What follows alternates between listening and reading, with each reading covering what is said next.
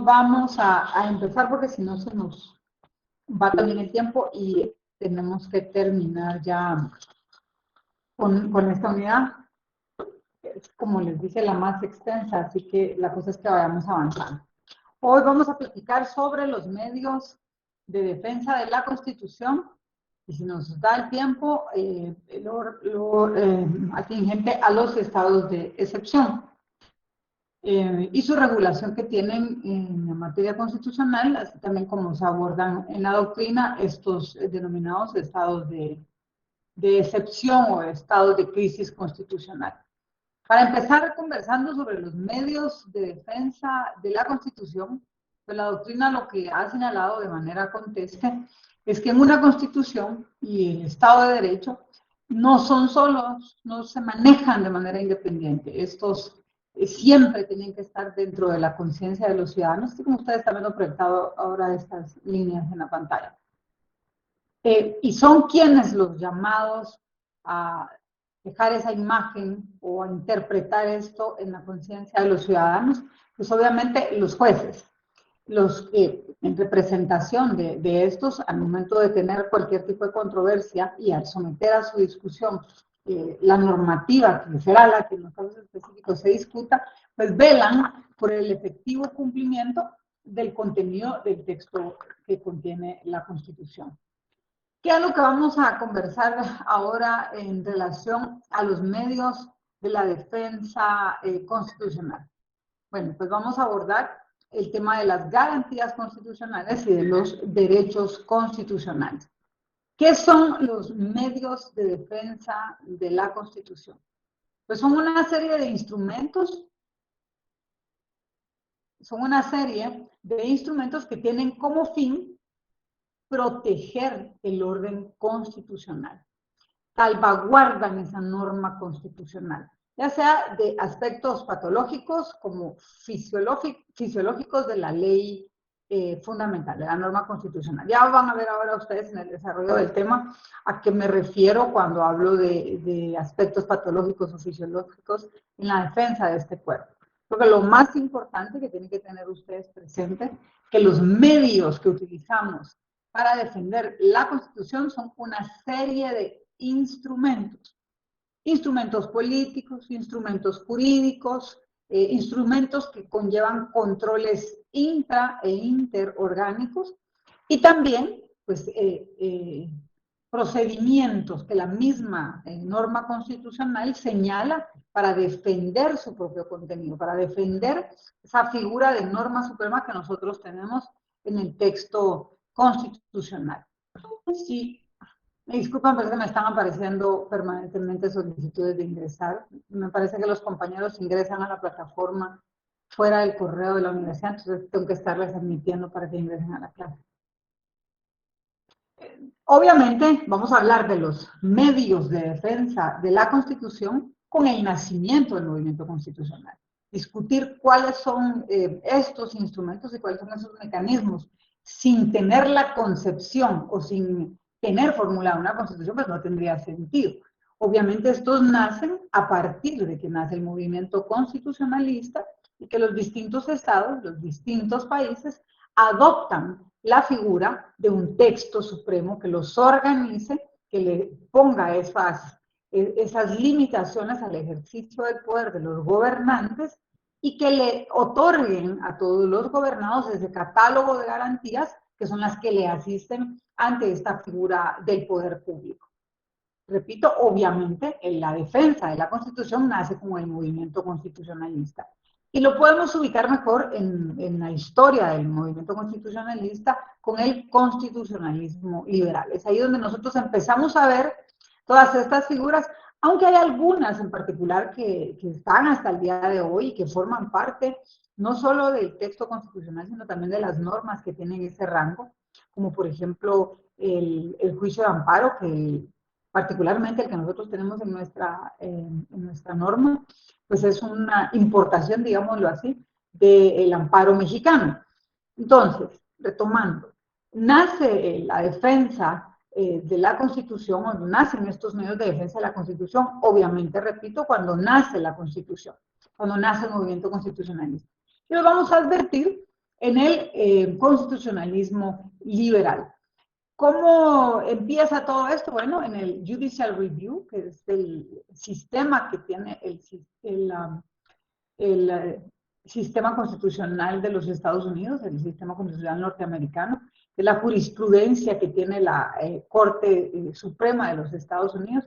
¿Y qué es el Judicial Review? Lo que conversábamos hace algunas clases de la sentencia del juez Marshall, que es esa defensa que hace el juez al emitir jurisprudencia y al ordenar a través de su jurisprudencia y al indicar también a través de esa jurisprudencia las pautas sobre cómo se va a realizar la interpretación. Como no es de la ley ordinaria hacia arriba, sino desde la norma suprema hacia abajo, que todos los jueces en el sistema tienen que tener siempre presente el principio de la supremacía constitucional y de que este texto está sobre todo el ordenamiento ordinario de un Estado. Nosotros tenemos también la recepción del habeas corpus, que es una institución inglesa. Lo conversamos cuando en la clase abordamos el tema de las cartas inglesas, junto con la carta que se plantea al rey Juan sin tierra. Uno de los planteamientos que se hacen en esta época en el que nace el constitucionalismo anglosajón, en este caso en particular en Inglaterra, es la institución del habeas corpus, ¿verdad? El requerir y el pedirle siempre a una autoridad superior que permitan ver a alguien que pudiese estar sufriendo algún tipo de vejamen para que se pueda establecer que en efecto se están garantizando las garantías sobre la vida de esta persona. Como ya les mencionaba, nosotros tenemos importado por ahí la institución del amparo mexicano, y en Austria, en la Constitución de 1920, perdón, no estoy totalmente clara si fue en la Constitución o fue en un momento paralelo, la creación de la Corte de Justicia Constitucional Austriaca. Estas figuras, y ahora que ustedes vayan a conocer en esta clase cuáles son las garantías constitucionales, pues son el antecedente directo con las que de hecho contamos nosotros dentro de nuestro sistema guatemalteco. Repito, el Judicial Review del sistema constitucional difuso norteamericano, el habeas corpus de la institucionalidad constitucional inglesa, el juicio de amparo mexicano y la creación de la Corte de Justicia Constitucional austriaca. Esos serían los referentes históricos que nosotros tenemos para las garantías constitucionales que vamos a conversar hoy, que son definitivamente medios de defensa de la Constitución. ¿Qué es lo que nos comenta el tratadista Fixamudio en cuanto a la defensa constitucional? ¿Quién puede leer este texto, por favor, para que empiecen a entrar en calor?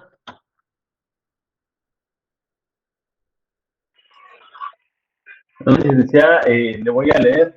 Por favor. La defensa de la Constitución está integrada por todos aquellos instrumentos jurídicos y procesales que se han establecido tanto para conservar la normativa constitucional como para prevenir su violación, reprimir su desconocimiento y, lo que es más importante, asegurar el desarrollo y la evolución de las propias disposiciones constitucionales en un doble sentido. Desde el punto de vista de la Constitución formal, logra su paulatina adaptación a los cambios de la realidad político-social y desde el ángulo de la Constitución material, su transformación de acuerdo con las normas programáticas de la propia Carta Fundamental. Perfecto. Fixamudio para mí es uno de los doctrinarios que abordan con mayor claridad, aparte es de este lado del mundo, él aborda con mayor claridad el tema de la defensa de la Constitución y me gusta mucho esa bifurcación que hace él sobre la autodefensa del texto y también la autodefensa de los principios del texto. Tal vez no lo adviertan de la lectura de este resumen del planteamiento de Fix, pero ahorita lo van a ir entendiendo ustedes. ¿Cómo podemos advertir nosotros esta definición que hace Fixamudio en cuanto a la defensa de la Constitución? Pues él tiene dos vertientes de pensamiento, o en su pensamiento hay dos vertientes de la defensa, una conservadora y otra dinámica. o plantea una defensa conservadora y una defensa dinámica. ¿Qué es lo que él plantea en la defensa conservadora? Bueno, lo que hacemos a través de estos medios de defensa es conservar la norma constitucional, mantener la vigencia y la supremacía del texto constitucional. ¿Por qué hacemos esto? ¿Por qué buscamos la conservación de este texto? Porque con esa conservación nosotros también podemos prevenir la violación del texto constitucional y reprimir de alguna forma con este ejercicio que se da de defensa constitucional, reprimir el desconocimiento del texto.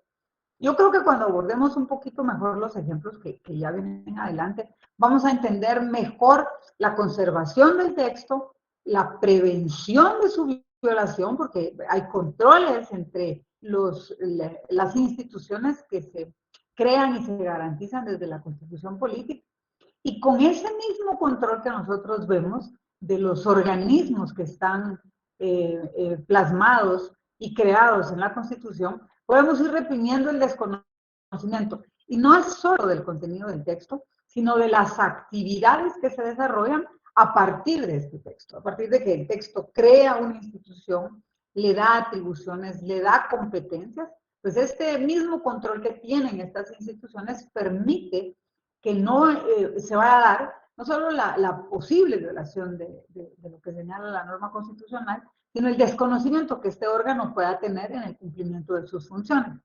¿Y cómo lo vemos desde una perspectiva dinámica? Bueno, porque esas normas que están contenidas en la Constitución, a través de algunos de sus mecanismos de defensa o garantías de la defensa, pues logra hacer que evolucionen esas disposiciones constitucionales, adaptándolas a cambios de la realidad política social. Les digo o les adelanto un ejemplo acá. Una de las garantías de defensa de la Constitución es la acción de amparo. Y a través de un amparo y de someter a conocimiento de un juez, ya sea en el control difuso o en el control concentrado que ejerce la Corte de Constitucionalidad, nosotros vamos a ver cómo a través de la interpretación de la norma constitucional se puede ir desarrollando esa normativa para poder adaptarla. Y ese es un mecanismo, ¿verdad? Ante esa flexibilidad que puede tener el texto en la aplicación específica que se hace de él, nosotros dinamizamos la norma, le damos permanencia y a la vez la defendemos en ese ejercicio interpretativo, sin permitir obviamente que esta cambie su sentido. La función del juez constitucional, insisto, ya sea en el control difuso o en el control concentrado de la misma, es una interpretación que lo que permita es hacerla asequible a las necesidades de los ciudadanos, que lo que permita es la prevalecencia de ese texto en cierto espacio de tiempo, por su vigencia, ¿verdad? Esta presentación estaba como torcida con los títulos. ¿Cuáles son las categorías que nosotros advertimos para la defensa de la Constitución? Pues son básicamente dos. Una es la protección de la Constitución y la otra son las garantías constitucionales. Esas son las dos categorías que nosotros advertimos en los medios de defensa de la Constitución. Creo que plenamente establecidas como tales van a encontrar en la Constitución las garantías constitucionales. Si se van al artículo 263 de la Constitución Política, en el título sexto, que ese es su nombre, Garantías Constitucionales y Defensa del Orden Constitucional, ustedes van a encontrar en el artículo 263 la exhibición personal o el derecho a la exhibición personal, en el 265 la procedencia del amparo, en el 266 la inconstitucionalidad de las leyes, en el 268 a la Corte de Constitucionalidad, y también como parte de las garantías constitucionales van a encontrar en el 273 a la Comisión de Derechos Humanos del Congreso de la República de Guatemala y al Procurador de los Derechos Humanos. También las vamos a desarrollar más adelante, pero para plantearlos y regresarlos a esta parte de la temática, vamos a advertir estas dos categorías de defensa de la Constitución: la protección y las garantías. ¿Cuál sería la protección? Pues una serie de instrumentos, ya los vamos a ver a continuación, que son instrumentos políticos, económicos, sociales y de técnica jurídica, que de hecho están en la Constitución Política de la República, pero no a ese nivel de detalle como los que les acabo de señalar, que están en un título específico de la Constitución, sino que los vamos a ver en las distintas funciones, atribuciones y competencias de los distintos órganos reconocidos en la Constitución. Insisto, van a ser instrumentos de índole político, económico, social, técnico, que lo que hacen, pues a través de esta activación que tienen estas instancias, pues poder limitar el ejercicio del poder, lograr que todos los gobernantes que se encuentran en cada una de estas instituciones puedan canalizar sus actividades y atiendan a todos estos lineamientos que señala la Constitución Política para la función de cada uno de ellos. Eso es en cuanto a la protección que tiene la Constitución como una de las categorías de los medios de defensa. Y las garantías constitucionales, eso sí son medios jurídicos. Lo que ustedes tienen en pantalla les dice que son predominantemente de carácter procesal. Obviamente, si hablamos de la exhibición personal, del amparo y de la inconstitucionalidad, pues lo que tenemos ahí son acciones procesales que se activan ante órganos jurisdiccionales para evitar la violación de los derechos y los principios que están garantizados en el texto constitucional. Estas son las tres figuras que contempla la Constitución desde la perspectiva procesal. No se van a perder con eso, porque las garantías constitucionales también incluyen al Procurador de Derechos Humanos y a la Comisión de Derechos Humanos del Congreso. Pero obviamente estos son instancias, ¿verdad? Que lo que hacen es activarse para también ellos salir a la defensa de la Constitución. Ustedes lo ven casi que permanentemente en los medios, de que el procurador está presentando amparos todo el tiempo. Porque es ese juego que se tiene entre la institución, la función específica que tiene la institución como un comisionado del Congreso de la República, que eso es lo que es la figura del Procurador de Derechos Humanos, un comisionado del Congreso canalizado a través de la Comisión de Derechos Humanos del Congreso, y es el mecanismo que se tiene en esta institución para poder garantizar el ejercicio, repito, de los derechos, requerir el cumplimiento de los principios y garantías que contempla la Constitución Política de la República de Guatemala. Siguiendo con los instrumentos de defensa constitucional, en este cuadro vamos a tener por lo menos esquematizadas las categorías de la defensa constitucional. Ustedes van a ver las dos de las que acabamos de hablar, la protección constitucional y las garantías constitucionales. En este momento yo les pediría que nos enfoquemos, si pueden verificar en la pantalla, en la protección constitucional. La protección constitucional nosotros la vamos a ver desde 4 aristas. La política, la económica o hacendaria, la social y la estrictamente jurídica. Vamos a hablar ahora, por ejemplo, de la política. En la política nosotros vemos 2 aristas: la división de poderes, los controles intraorgánicos e interorgánicos. En el tema hacendario vamos a ver la pureza en el manejo de los fondos, que es discutible, ¿verdad? El tema de la pureza en el manejo, pero por lo menos el ideal que se tiene en cuanto a esta pureza y cómo la Constitución plantea que esto se puede dar. En el social, el régimen electoral y de partidos políticos. Y en el estrictamente jurídico es la forma en la que la Constitución se puede modificar. Insisto, retomemos. Nosotros tenemos para defender nuestra Constitución Política de la República 2 categorías de defensa. Las garantías constitucionales, que las vamos a dejar un segundito a un lado. Exhibición personal, amparo, constitucionalidad de las leyes, y las 2 figuras que son instituciones, digamos, o instancias como el Procurador de Derechos Humanos y la Comisión de Derechos Humanos. Ahora vámonos a la protección constitucional, que está dentro del mismo diseño del texto. Y agarramos en este momento a los políticos. Una de las garantías que tiene la Constitución para su propia defensa, y por eso lo vemos dentro de estas categorías, es la división de poderes.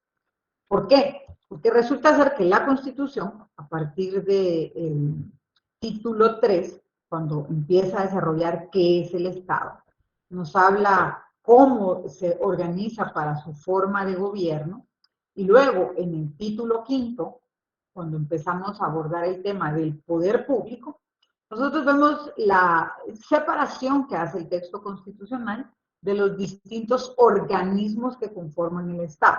Nos empieza diciendo cómo se ejerce el poder público, cómo el poder proviene del pueblo, como todas las actividades que formamos parte de este Estado debe de estar siempre regida y en el marco de la ley.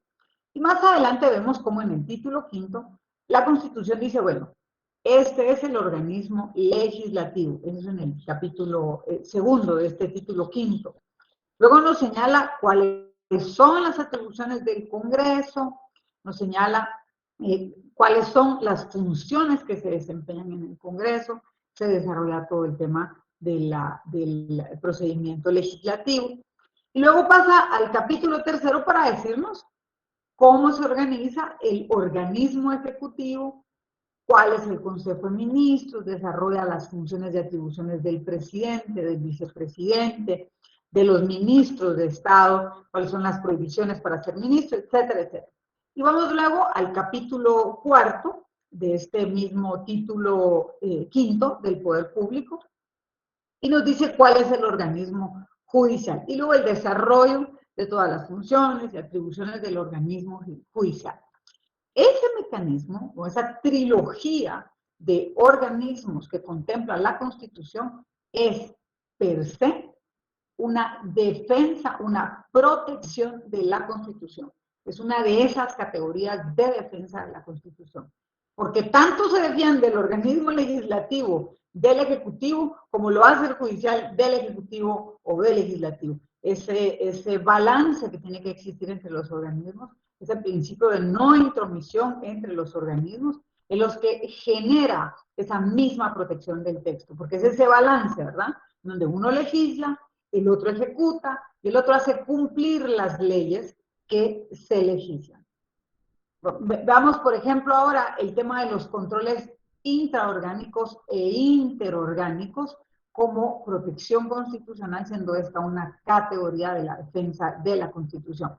Nosotros vemos el procedimiento legislativo, que lo conversamos en la clase del viernes. El Congreso, a través de sus bancadas, a través de sus comisiones, los diputados en lo personal, presentan una iniciativa de ley, esta se discute, pasa a comisión, se le revisa, se hacen dictámenes, si necesita de la coparticipación de varias comisiones, pues se harán dictámenes conjuntos, se presenta al pleno, estamos haciendo un ultra resumen, ¿verdad? Pasa primera, segunda, tercera lectura. Con esto les digo, tiene que pasarse una serie de disposiciones específicas para que se den, ¿verdad? Revisiones, quórum, determinar qué tipo de norma es la que se está planteando para reconocer qué tipo de quórum tiene que tener el organismo, etcétera, etcétera. Y bueno, y se termina entonces todas las lecturas, miren este resumen, y a través del Congreso de la República, pues se emite un decreto. Pero ¿qué es lo interesante de este procedimiento legislativo? Es de, no solo con eso es ley. Al terminar el procedimiento específico dentro del Congreso, tiene que remitirlo al organismo ejecutivo, para que el organismo ejecutivo, luego de evaluarlo, luego de estudiarlo, proceda con este mismo procedimiento legislativo. Si está de acuerdo, se emiten opiniones dentro de los órganos específicos del organismo ejecutivo, se procede a la firma, sanción y publicación de este decreto. Y con su publicación en el Diario Oficial, pues ya tenemos una ley que pasará a formar parte del ordenamiento jurídico del país. Pero ¿y qué pasa? Lo discutimos si el presidente y el Consejo de Ministros y el organismo ejecutivo luego del estudio considera que hay alguna violentación o que simple y sencillamente no está acorde con la normativa y no lo aprueba. Ahí vemos nosotros cómo se activan los controles de los distintos organismos para la protección constitucional en el ejercicio de las funciones que tiene cada uno. ¿Y qué ocurre, por ejemplo, si esta acción de veto presidencial del organismo ejecutivo recae y resiente que este decreto legislativo adolece de algún vicio de constitucionalidad? Bueno, pues entonces entra a su vez el control judicial para emitir una opinión y decir si en efecto existe o no este vicio. Entonces, insisto, ustedes ven cómo los organismos, las instancias que están creadas a través del texto constitucional, en este ejercicio de funciones y atribuciones, pues lo que hacen es resguardar, es ser un instrumento para defender y resguardar el texto constitucional. Aquí tienen ya abordado ustedes en la gráfica el tema del veto, pero tenemos otro interesante, por ejemplo, si de pronto un grupo de diputados considera que en X o Y cartera del Ejecutivo no se está cumpliendo con la función para la cual está concebido, ustedes permanentemente tienen a los ministros citados en el Congreso, y si no les satisface luego de reuniones de trabajo, entrevistas, etcétera, etcétera, que se tienen a nivel de bancada, los diputados al Congreso de la República pueden requerir la interpelación de un ministro. Es totalmente distinta a las citaciones para discusión de temas del ejercicio de cartera. Esto se hace ya en el Pleno del Congreso de la República, tiene otro nivel de solemnidad, tiene otro nivel también de especificación jurídica, y no es más que el control que en el ejercicio de una facultad que le da la Constitución al legislador, es un control que éste ejerce sobre el organismo ejecutivo. ¿Y qué ocurre si luego de una interpelación el diputado o el Pleno del Congreso considera que efectivamente no está haciendo su trabajo como debe hacerlo en la cartera en la que se desempeña?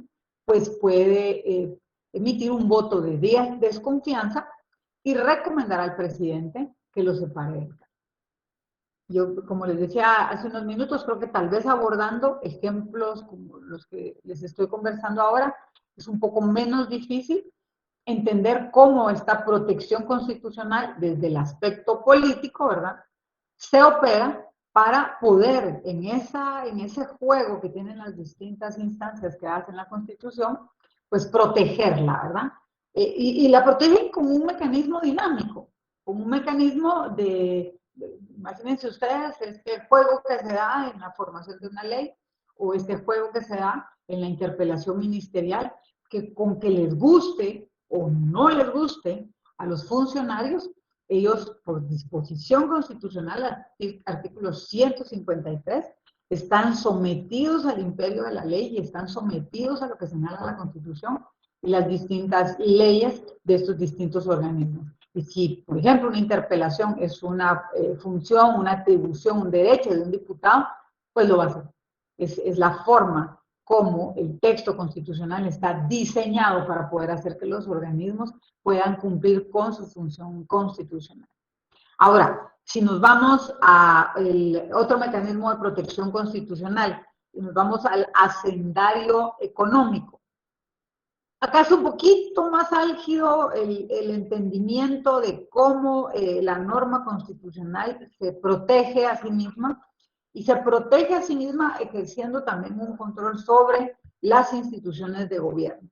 Si ustedes buscan el artículo 237 de la Constitución y alguien es tan amable de leerlo, vamos a desarrollar este tema, por favor.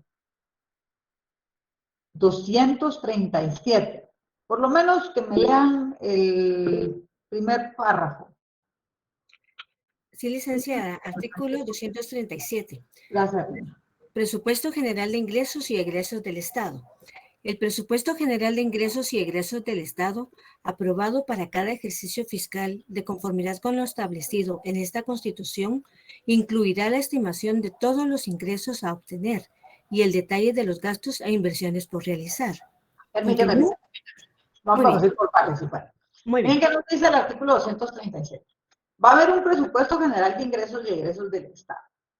Acá es literalmente todo lo que entra a las arcas del Estado sea cual sea la institución que sea, y todo lo que estas instituciones consideran que van a realizar para poder ejecutar.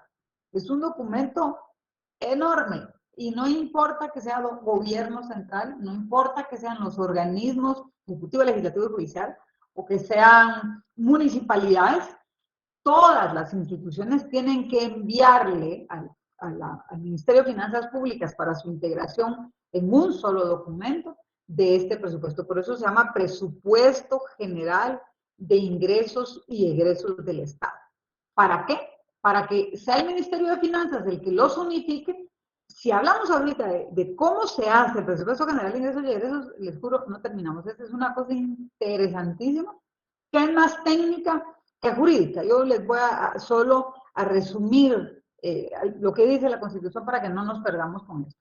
Pero el punto es que ahí va todo lo que ingresa al Estado. Por eso es que es importante que sea el Ministerio de Finanzas, porque él es el que tiene el control a través de la Superintendencia de Administración Tributaria y de la Dirección de Crédito Público del Ministerio de Finanzas, de cuánto va a entrar, no solo en los ingresos tributarios, sino también a través de donaciones, a través de préstamos, que eso ya es un control que hace el Ministerio de Finanzas. Si puedes, Rina, leer el tercer párrafo del 235. Sí, licenciada. La unidad del presupuesto es obligatoria. Tu micrófono porque tenemos un feedback. Katie Mitch me parece que es la que lo tiene. No, lo puedo apagar aquí. Dale, Rina. Continúo. Muy bien. La unidad del presupuesto es obligatoria y su estructura programática. Todos los ingresos del Estado constituyen un fondo común, indivisible, destinado exclusivamente a cubrir sus egresos. ¿Continúo? Sí. Los organismos. Muy bien.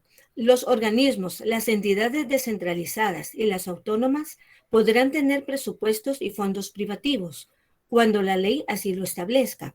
Sus presupuestos se enviarán obligatoria y anualmente al organismo ejecutivo y al Congreso de la República para su conocimiento e integración al presupuesto general. Y además estarán sujetos a los controles y fiscalización de los órganos correspondientes del Estado. La ley podrá establecer otros casos de dependencias del Ejecutivo, cuyos fondos deben administrarse en forma privativa para asegurar su eficiencia. El incumplimiento de la presente disposición es punible y son responsables personalmente los funcionarios bajo cuya dirección funcionen las dependencias. Ok, vamos a dejarlo ahí. Muy bien. Miren qué interesante cómo se ejerce esta protección constitucional desde una categoría económica hacendaria. En principio, el organismo ejecutivo es el que diseña el presupuesto general, ¿verdad? Pero lo diseña con los insumos que le dan todas las instancias. Insisto, todas. No escapa a lo que nosotros podamos imaginar alguna institución que no se lo envíe. La que ustedes quieran poner ahorita sobre la mesa en esta clase, tiene que enviar su presupuesto. Y digamos bien el término, se llama presupuesto, es lo que yo creo antes de que puedo ejecutar, es mi supuesto. O sea, no quiere decir que lo voy a gastar, es como yo creo que lo voy a gastar para que se pueda integrar. ¿Y dónde empieza todo este juego de control? Lo recibe el Ministerio de Finanzas. Yo digo como ente, no sé, pensemos que yo soy, a ver, de pronto, no sé, el INASIF. Y le digo al Ministerio de Finanzas, bueno, yo considero que como INASIF este es mi presupuesto, es lo que voy a gastar en, digamos, rentas, pagar teléfonos, pagar vehículos, gasolina, y no digamos con todo lo que yo necesito para el desarrollo de mi gestión, que pues es coadyuvar en los peritajes, en los casos que sea requerido por un presupuesto. Entonces aquí le va mi presupuesto. ¿Cuál es el trabajo que tienen que hacer las instancias del organismo ejecutivo?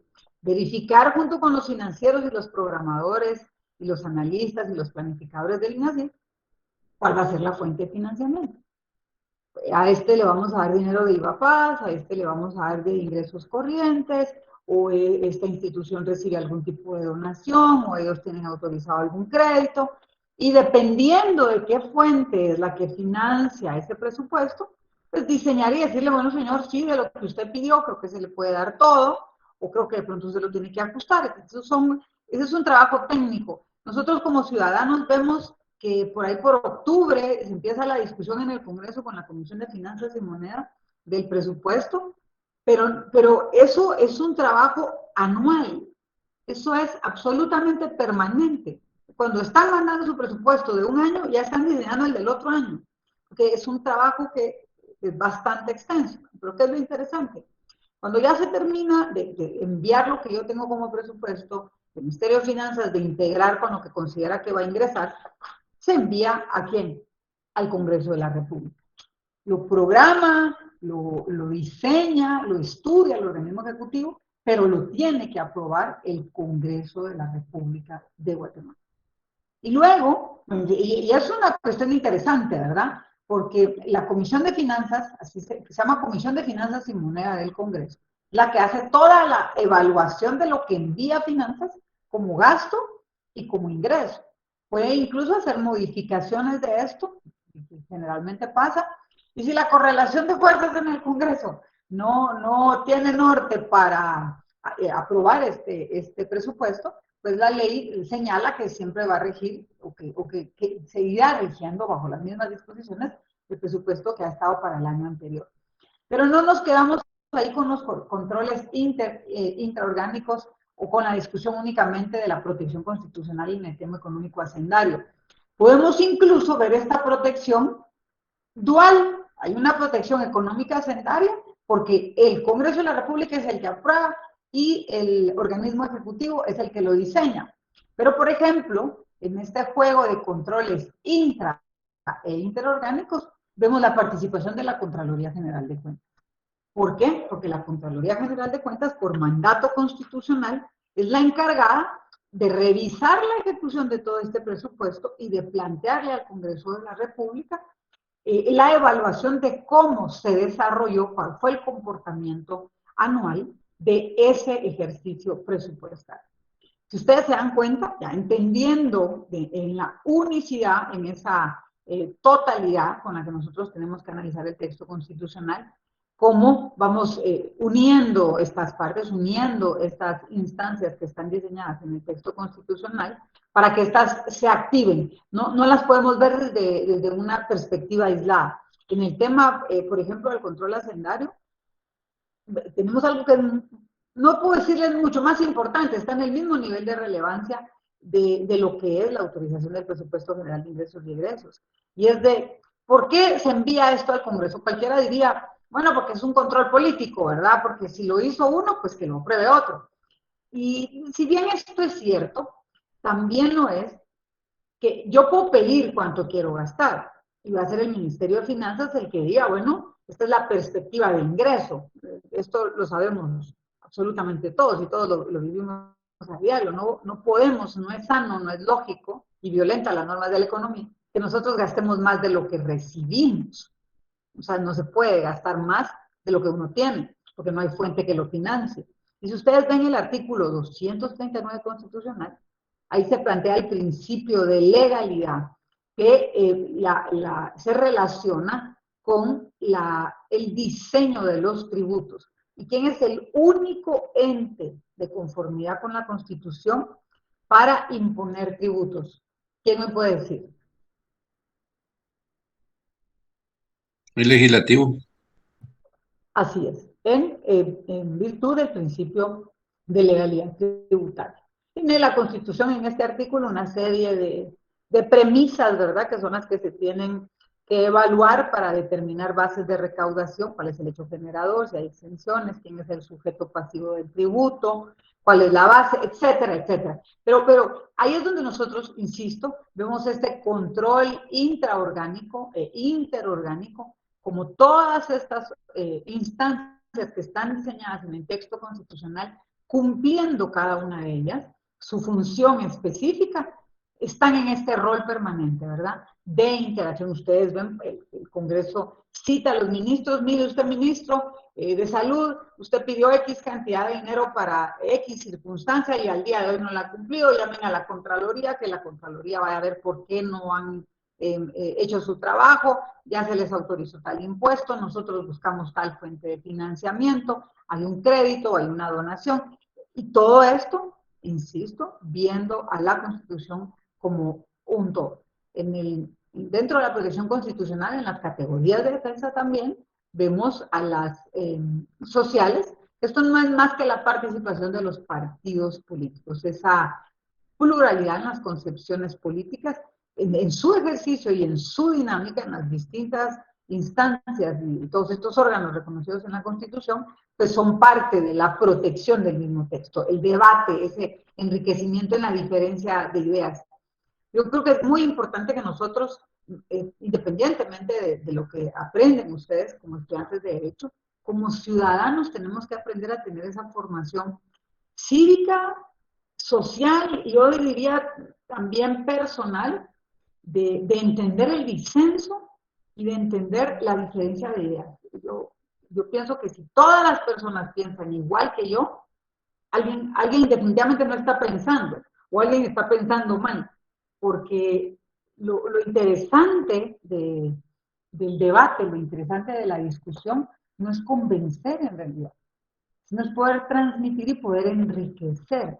Y eso es uno de los puntos interesantes si abordamos la protección constitucional desde la perspectiva social, porque es en ese debate, en esa diversidad de ideas, de planteamientos, de ideologías, en la que se va enriqueciendo la función de los distintos órganos. Yo creo que lo complejo es querer, eso sí, anteponer mi opinión y mi interés al interés de los demás, y si esto lo hago en contravención con lo que dice la ley. Pero esa es la finalidad de que nosotros veamos como una protección constitucional la social, y que entendamos que en ese debate político que existe, de las distintas organizaciones que representan a los sectores sociales, en las instancias políticas de los organismos que reconoce la Constitución, no es más que un mecanismo dinámico de activar el texto constitucional y de con eso pues salvaguardar este sistema que tenemos en el andamiaje jurídico de Guatemala. En cuanto a la protección constitucional en las categorías de defensa, en las estrictamente jurídicas, que las vamos a ver en un ratito, está la rigidez constitucional. Y en cuanto a rigidez constitucional, si lo abordamos bajo la concepción de los tres mecanismos, que tampoco los veo como mecanismos, sino las tres diferentes formas de abordar los artículos, el articulado de la Constitución, ¿verdad? La modificación de los derechos y los derechos humanos, la modificación de la parte orgánica de la Constitución y los artículos que hablan sobre el sistema de gobierno que pues no pueden modificarse. Yo creo que aquí desde la protección constitucional estrictamente jurídica y al plantearse como la rigidez constitucional, no es más que lo complejo que es el poder iniciar un procedimiento de reforma constitucional. Los quórum que se necesitan, los dictámenes que se necesitan, en el caso, por ejemplo, de la modificación orgánica que necesitamos de un referendo, o sea, es mucho más complejo y eso per se implica una protección constitucional. Ustedes tienen esta presentación, así que lo que les aconsejo o lo que les sugiero, no sé para aconsejarles, en todo caso les sugiero, es que agarren el texto que está, que les envié y puedan irlo, no sé si pueden imprimir la presentación y con esto hacer anotación. Ahí están específicamente solo las relacionadas con la protección constitucional, repito, en cuanto a categoría de defensa, tienen la protección constitucional como política, económica o hacendaria, la social y los estrictamente jurídicos. Ya en la gráfica anterior, en la presentación anterior, tienen ustedes cómo se desarrollan todos los controles intra e interorgánicos, pero esto es como para tener un mecanismo de estudio, de lectura un poco menos denso, ¿verdad? E irlo viendo como por fascículos el tema de la protección constitucional. Obviamente, la protección constitucional, por lo que acaban de ustedes de ver, por su naturaleza política, por su naturaleza jurídica, la económica o hacendaria y la social, es algo que tiene un estudio más particular y más pormenorizado en la ciencia política o en la teoría del Estado. Para nosotros en el estudio creo que lo más importante es que ustedes puedan leer la Constitución y ya van a ver que lo van a hacer con el desarrollo del trabajo que les voy a enviar, para poder ir entendiendo y ubicando en el contenido de la Constitución las diferentes instituciones o los diferentes organismos que nuestro régimen político y nuestro Estado de Derecho pues ha definido, ¿verdad? La protección política, no voy a repetir los ejemplos que ya les planteé, en esta división de poderes, que son las funciones de cada uno de los órganos, la jurídica, que es el procedimiento dificultado de su reforma, la económica, que está en el 183 y 171, que ya unos de los compañeros nos hicieron el favor de leer algunas de estas normas, y la protección social, que es la organización de los partidos políticos, que no es más que la democracia representativa, y yo agregaría esto de la democracia representativa participativa. No sé si tenemos alguna duda hasta acá en cuanto a la protección constitucional.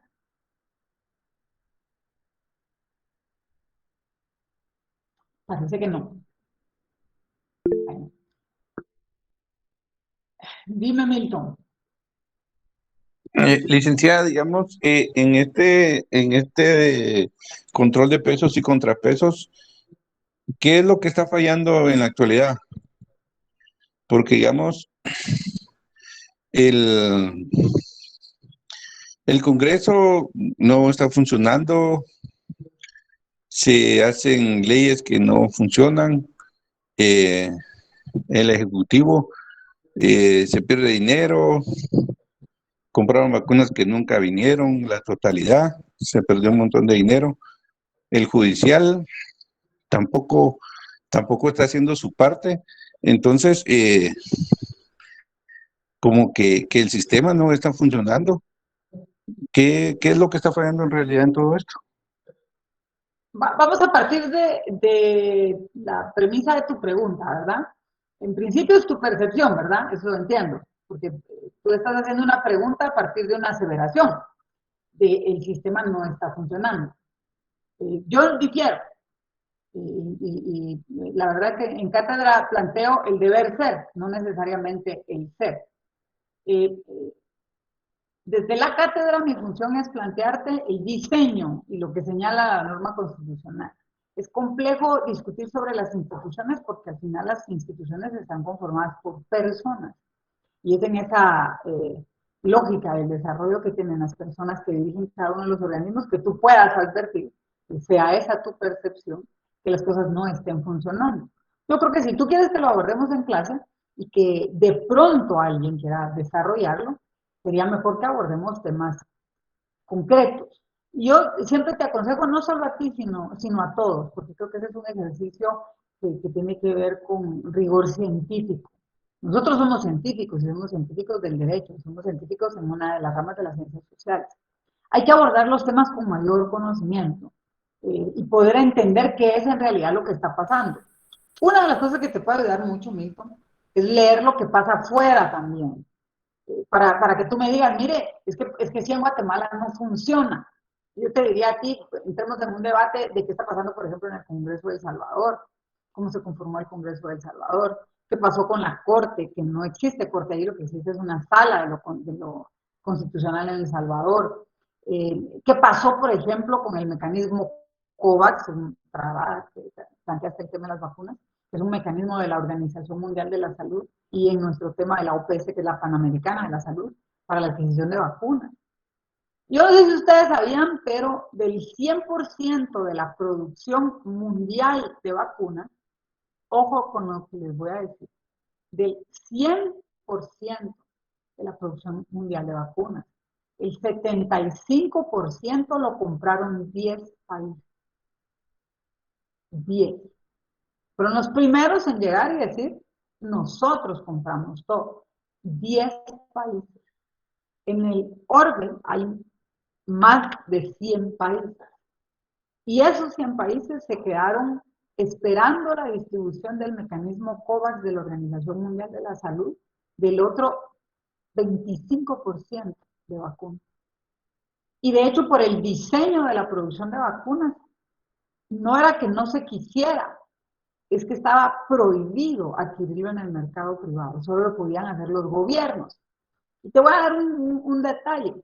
solo lo podían hacer los gobiernos porque las farmacéuticas jamás asumieron, han asumido, ni están en la disposición de asumir la responsabilidad de los efectos secundarios de la vacunación.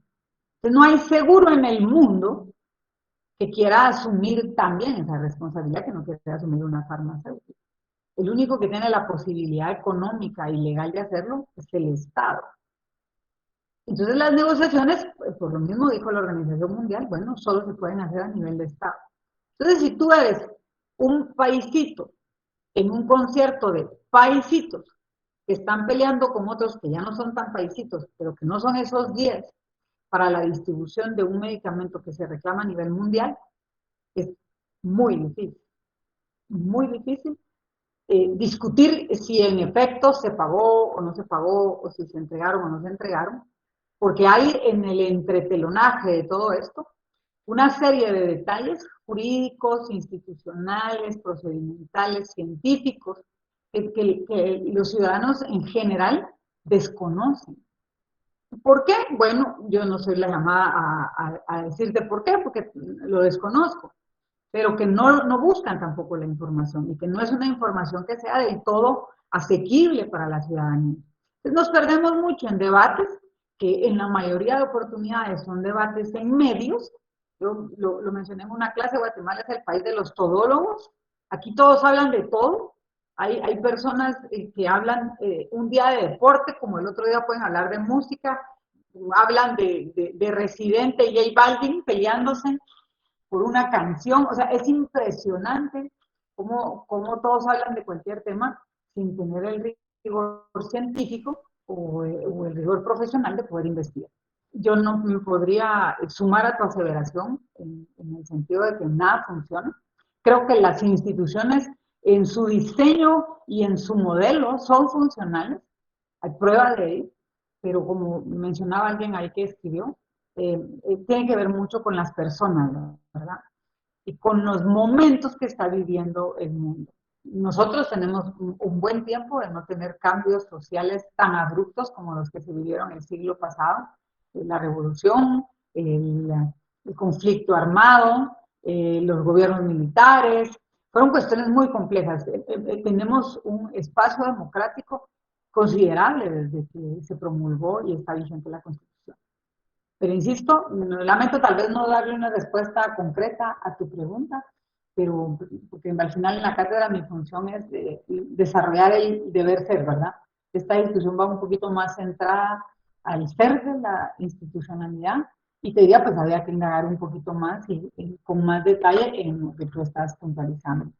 Milton, ¿verdad? Bueno, con gusto. Ya hablando de los instrumentos de defensa constitucional y pasando ya por los medios de defensa, los políticos, los hacendarios, los jurídicos, ahora vamos a entrar en específico a las garantías constitucionales y de defensa del orden constitucional que ustedes van a encontrar de manera más expresa o ya diseñados como tal en el texto de la Constitución.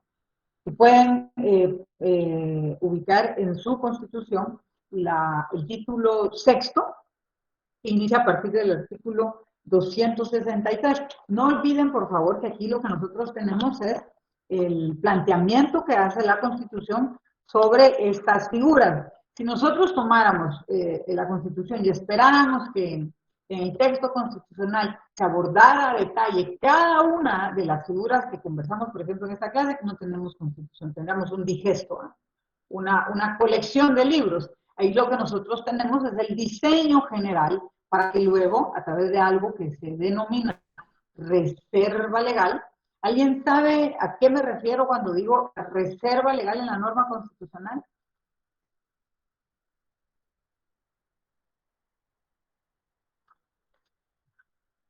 No, ¿verdad? ¿Alguien tiene una idea qué es una reserva legal?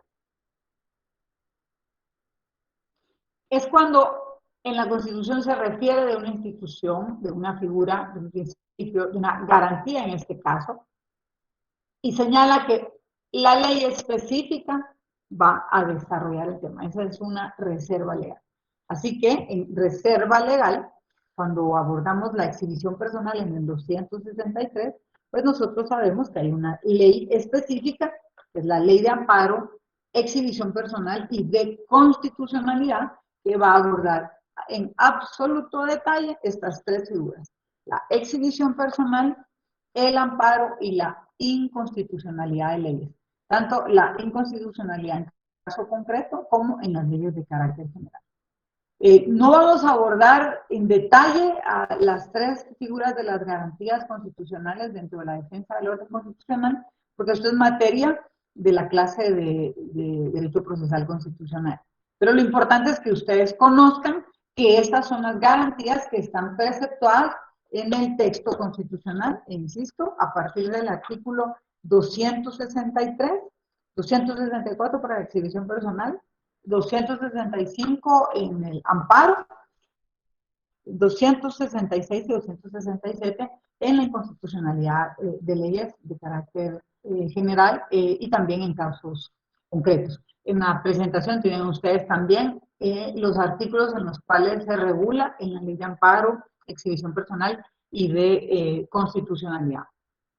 También tenemos, y la Constitución así lo señala como una garantía, a la Comisión de Derechos Humanos del Congreso de la República y al Procurador de Derechos Humanos, que es, no sé si ustedes sabían, un comisionado del Congreso de la República. ¿Quién puede leer el artículo 274 de la Constitución? Yo, licenciada. Gracias, Jenny. Artículo 274. Procurador de los Derechos Humanos. El Procurador de los Derechos Humanos es un comisionado del Congreso de la República para la defensa de los derechos humanos que la Constitución garantiza. Tendrá facultades de supervisar la administración, ejercerá su cargo por un periodo de 5 años y rendirá informe anual al Pleno del Congreso, con el que se relacionará a través de la Comisión de Derechos Humanos. Y el artículo anterior, Jamie, y para todos, es el 273, es el que señala la Comisión de Derechos Humanos y Procurador de la Comisión. O sea, ellos tienen una relación permanente, o deberían tener una relación permanente. Hay una ley específica, por favor, adquiéranla, tenganla siempre cerquita. Ya les dije, nunca les voy a aconsejar, solo les voy a sugerir si les sirve o no. Yo siempre cargaba eso hasta como un mulito. La ley de amparo, la Constitución, la ley de orden público, la ley de partidos políticos, la ley de emisión de pensamiento, y la ley del procurador y de la Comisión de Derechos Humanos del Congreso, que es una misma, para después tenerlas, son siempre importantes tenerlas al lado de la Constitución, pues porque forman parte, para que ustedes lo tengan ya ahora en contexto, de las garantías constitucionales y de la defensa del orden constitucional. Le guste o no le guste a X o Y sector de la sociedad o a los ciudadanos en particular o en general el trabajo del Procurador de los Derechos Humanos, lo que hace es su trabajo. En defensa, bueno, el planteamiento sería que sea en defensa de todos los ciudadanos. ¿Por qué? Porque lo que busca es que se respete a cada uno de los ciudadanos, ya sea lo individual o lo colectivo, que de hecho muchos de sus planteamientos son para colectividades, por ejemplo, en el tema de la energía eléctrica, del agua, de la salud, de la educación, pues se hace para la defensa y el exigir el cumplimiento de estos principios y de estos derechos de la población. ¿Por qué? Porque resulta ser que son derechos y son garantías que están reconocidas en la Constitución en el apartado dogmático. Entonces, eso es lo que busca la institución del Procurador de los Derechos Humanos. El exigir a las distintas instancias del Estado el cumplimiento de sus obligaciones. Por eso es que tiene estas facultades para poder supervisar la administración en general. Ya estamos claros entonces con las garantías constitucionales: acción de amparo, exhibición personal, constitucionalidad de las leyes, desde la perspectiva procedimental, desde la parte procesal, que son figuras que se activan en procedimientos específicos, y la Comisión de Derechos Humanos del Congreso y la institución del Procurador de Derechos Humanos como encargados de garantizar que todos estos derechos se estén cumpliendo como es debido por los distintos funcionarios del gobierno y que están encargados de garantizar este goce y este derecho. Yo no quiero que nos perdamos acá y por eso para mí es importante resaltárselos. Fíjense cómo se los puse ahí, que resaltemos, reconozcamos y advirtamos la diferencia que hay entre las garantías constitucionales y las garantías fundamentales. Yo de pronto en el desarrollo de la clase pues les he hablado, bueno, es que por ejemplo el Procurador de Derechos Humanos lo que tiene que buscar es el cumplimiento de las garantías de los ciudadanos, las garantías fundamentales. Entonces se puede advertir tal vez esa, como qué es qué, ¿verdad? Cómo se activa una o la otra. Y las garantías fundamentales no son más que el reconocimiento de los derechos, como les decía anteriormente, que están reconocidos en el apartado dogmático de la Constitución. Estas son las garantías que me asisten a mí como ciudadano y se activan, o se entra ese mecanismo de defensa y para permitir ese ejercicio de esa garantía a través de las garantías constitucionales. Si, por ejemplo, de pronto no aparezco, Leila se desaparece, nadie sabe dónde está, no tenemos ningún reporte de que esté secuestrada, nadie ha pedido rescate, digamos una exhibición personal de pronto y fue dejada de su libertad, vamos con un juez y que sea el juez el encargado de verificar. Ellos tienen un procedimiento específico, la ley señala cuál es el procedimiento específico para diligenciar una exhibición personal, y así es como se activa entonces una garantía constitucional. ¿Qué garantía fundamental se me estaría dejando? Pues mi libertad y el derecho que tengo también a tener acceso. Si, por ejemplo, en efecto estuviera ilegalmente detenida, que se siga un procedimiento de conformidad con la ley, el debido proceso, el derecho que me asiste, que haya alguien que me defienda, etcétera, etcétera. Pero creo que lo importante en este punto es que logremos reconocer y advertir cuál es la diferencia que existen entre una y otra, dentro del esquema de lo que son las garantías constitucionales. Ahora, pasando ya al tema de la reforma de la Constitución, recuerdan que cuando hablamos de las categorías, una de ellas la protección constitucional, o una de ellas era en el tema jurídico la rigidez de la Constitución.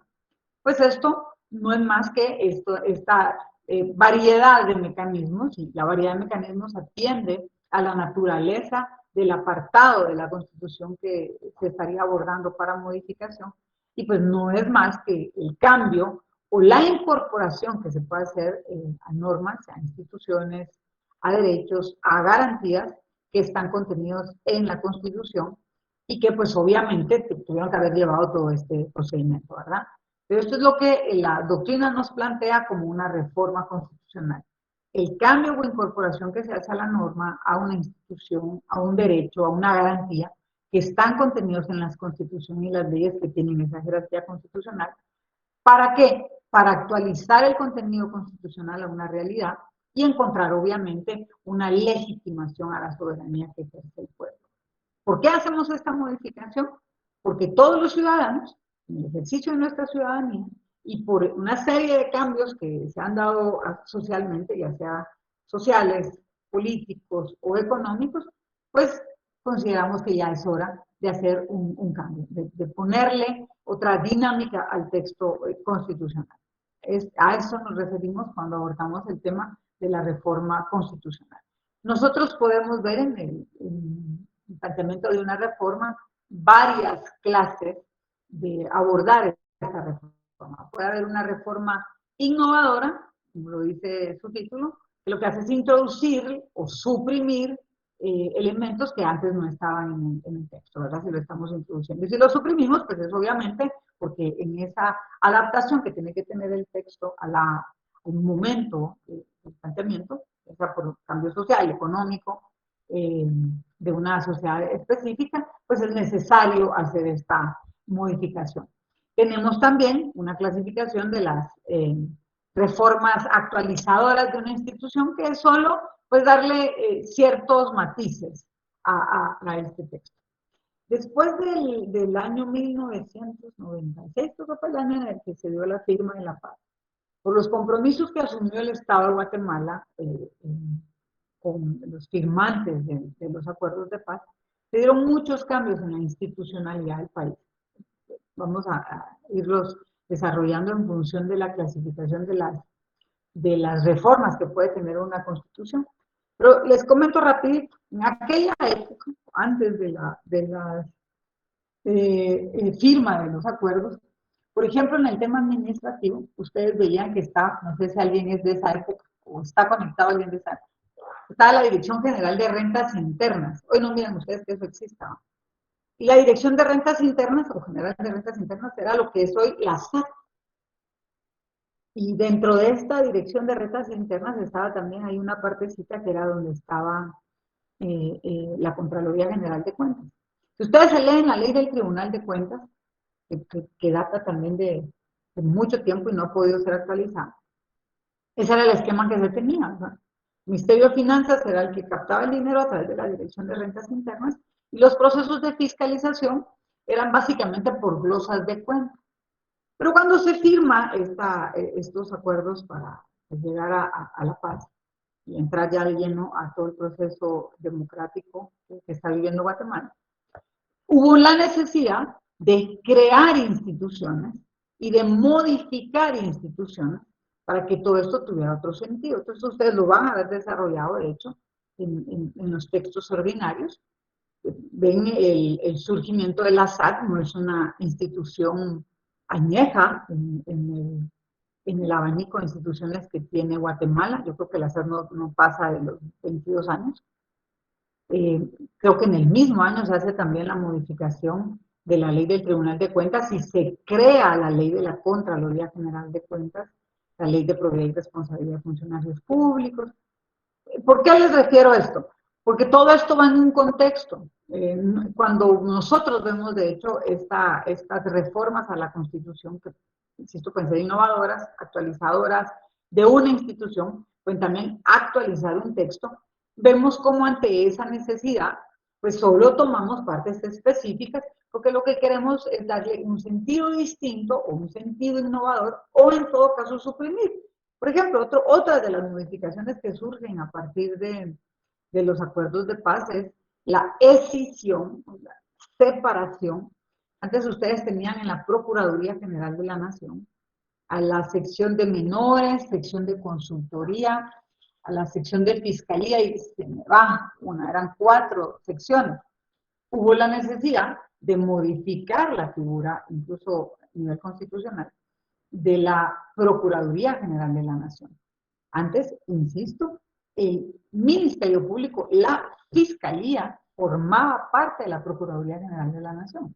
Entonces hace su propia normativa, que se crea como una institución autónoma distinta, lleva el monopolio del ejercicio de la acción pública, y se cambia esa institución. Entonces estamos viendo 2 cuestiones interesantes. Hay una actualización de una institución, a través de la modificación de la ley, de la ley de la Procuraduría, obviamente, pero en el texto constitucional de la figura de la Procuraduría General de la Nación, pero vemos también una innovación, porque introducimos al Ministerio Público, ya con funciones que, si bien eran las mismas, digamos, ciertos matices ahí, de las que se ejercían cuando era una de las secciones de la Procuraduría, y acá es una institución totalmente distinta. Entonces vemos cómo esa innovación genera la creación de una institución y cómo esa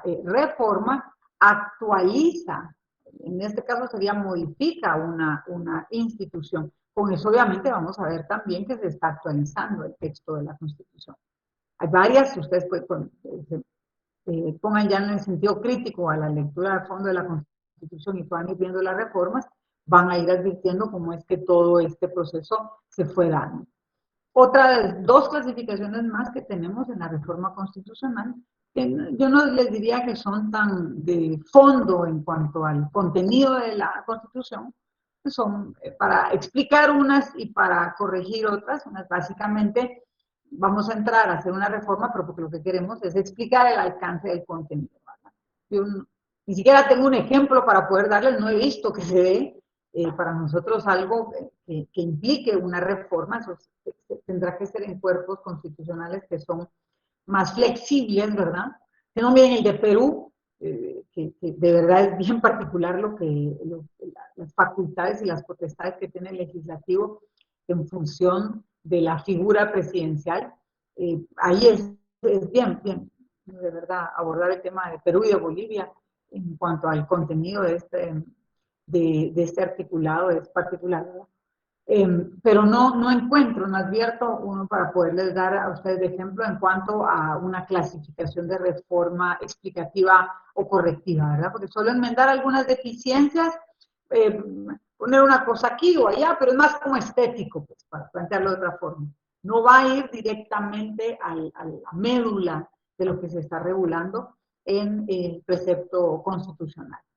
Eso sería en cuanto a la clasificación de las reformas, pero desde el punto de vista doctrinario. Ahora, si nosotros lo vemos en función del articulado, pues ya lo hemos conversado y ahora lo vemos más en detalle y lo vamos a abordar desde la perspectiva de los órganos que están facultados en Guatemala, en nuestro texto constitucional, para reformar la Constitución. Y con eso les pediría que nos fuéramos al título séptimo, que inicia en el artículo 277 de la Constitución y cuyo capítulo único se llama así, Reformas a la Constitución. Entonces, ¿cuáles son los tres órganos que están facultados para modificar la Constitución? Miren que la famosa integración de la Asamblea Nacional Constituyente y el primer presidente del Tribunal Supremo Electoral, Gerbrugger, y nuestro procurador de derechos humanos, el licenciado de León, ellos formaban parte de esa época de la constituyente.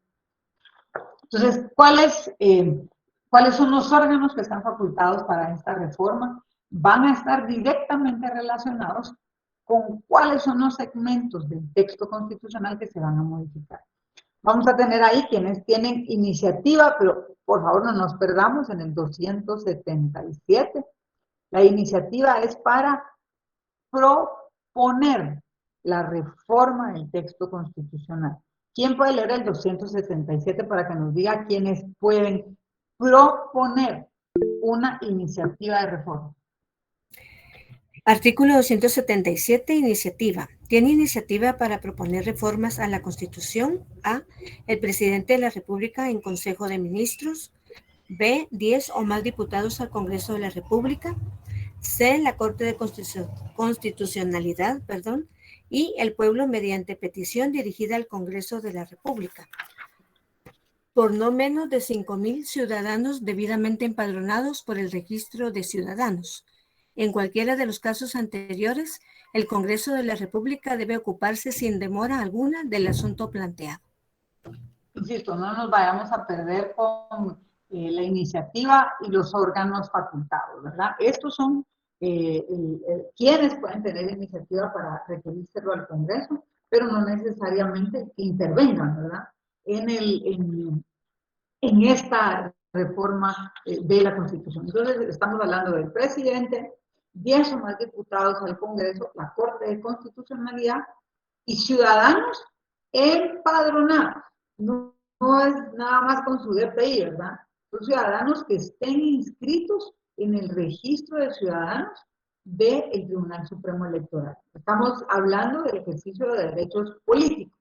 Por eso es que se necesita que estos 5,000 ciudadanos estén debidamente inscritos. Entonces, una vez planteada esta iniciativa, obviamente tendríamos que analizar, bueno, que parte del texto constitucional es que se está pidiendo que se reforme. ¿Por qué? Porque si nosotros estamos planteando una reforma al capítulo 1 del título 2, que es a partir del artículo 3 al artículo 43, que son los derechos humanos, obviamente solo lo podemos hacer a través de una Asamblea Nacional Constituyente. Y como ya hemos conversado, esta Asamblea Nacional Constituyente tiene que ser convocada por parte del Congreso de la República. Ellos le envían esta solicitud al Tribunal Supremo Electoral para que el Tribunal Supremo Electoral convoque a las elecciones de los diputados a la Asamblea Nacional Constituyente. Este no es un órgano permanente, es un órgano que solamente se organiza de manera excepcional, se conforma y se configura de manera excepcional para conocer de lo que se le plantea en el decreto de convocatoria. Nos reunimos 7,000 ciudadanos debidamente empadronados, inscritos en el registro de ciudadanos del TSE, se lo planteamos al Congreso de la República, el Congreso de la República debe obligadamente darle el trámite y conocimiento de mi planteamiento, y si considera que esto es viable, bueno, pues entonces se procederá a hacer la convocatoria, pedirle al Tribunal Supremo Electoral que se lleve a cabo la elección de los diputados que van a conformar el tribunal, y al hacer esta petición tiene que emitir un decreto en donde diga qué artículos son los que se están planteando que sean reformados. Esa asamblea únicamente va a poder tener conocimiento de los artículos que se le están señalando en esta convocatoria. No puedo, si soy diputado del Congreso de la República, postularme para ser diputado ante la Asamblea Nacional Constituyente. Son dos puestos o dos ejercicios que no son compatibles. Yo no puedo estar en una y estar en otra. Así que eso sería sobre la generalidad. Asumo que esto también lo vamos a ver en la clase de procesal constitucional, pero para lo que nos toca en este momento creo que eso es lo más importante. Obviamente asumimos, porque siempre hay por ahí el típico de la teoría de la conspiración o la confabulación y el que le ve micos aparejados a todo, que dicen, pero es que el 278 no es reformar. Pero es que el 279, ¿qué es lo que dicen, por ejemplo, con el artículo 281? Que es el que señala cuáles son los artículos pétreos. Dice, bueno, es que el 281 dice cuáles son los pétreos, pero no dice que él sea pétreo. O sea que yo lo puedo reformar. Eso es por principio, ¿no? Uno tiene que hacer una integración normativa y de esa integración es algo que se infiere. Pero bueno, eso es lo que señala la Constitución en cuanto al órgano facultado para hacer una modificación a los derechos fundamentales, ¿verdad? A partir del artículo 2 al 46, es el capítulo 1 del título 2 de la Constitución. No parece repetición esta cosa, pero es necesario para que lo vayamos haciendo propio el concepto y el desarrollo. Es capítulo 1 del título 2, derechos humanos, del artículo 3 al 46, únicamente Asamblea Nacional Constituyente convocada para ese efecto en un decreto que emita el Congreso. El artículo 277 que le señala a quienes tienen esa iniciativa para requerir una reforma constitucional. Ojo, ¿verdad? Que esa reforma no solo es esta que provoca la conformación de una constituyente, también puede ser la que vamos a ver a continuación, que son las reformas que en todo caso pueden estar en manos del organismo legislativo. ¿Cuáles son las reformas al texto constitucional que puede llevar a cabo el Congreso de la República? Pues obviamente y por exclusión todos aquellos artículos que no son competencia de la Asamblea Nacional Constituyente. Y con esto quitaríamos, si lo quieren apuntar por ahí, el artículo 281, que es el que nos dice cuáles son los artículos pétreos, y los pétreos contenidos en el 281, que serían el 140, 141, 165, inciso G, y 186 y 187 de la Constitución. Entonces, insisto, acá el principio sería por exclusión, el Congreso no puede reformar el capítulo 1 del título 2 relacionado con derechos humanos. Esos artículos son únicamente la Asamblea Nacional Constituyente y obviamente todos los contenidos en el artículo 281 y el artículo 281 obviamente. Ese es el segundo de los órganos facultados, insisto, Asamblea Nacional Constituyente y Congreso de la República. Las reformas que conoce el Congreso de la República pues tienen también sus particularidades, porque acá pues se hace el planteamiento, digamos, de los artículos que se requiere que sean estudiados para reforma, se aprueba con voto afirmativo, ojo, es un voto afirmativo particular porque tiene que ser de 2/3 partes del total de los diputados, pero eso no es suficiente todavía. Aunque el Congreso lo apruebe y sean artículos que están dentro de sus facultades, las reformas no van a entrar en vigencia si no son ratificadas en consulta popular. O sea, no solo nosotros los elegimos para que legislen, esa facultad que ellos van a ejercer en la modificación del texto constitucional no puede entrar en vigencia si no tiene un refrendo del pueblo. Así que si ustedes ven, es complejo, ¿verdad? No es así de simple, eso es lo que hace que el texto constitucional se autoproteja, porque no es fácil lograr consensos políticos, consensos sociales, para poder llegar a una reforma de la Constitución política.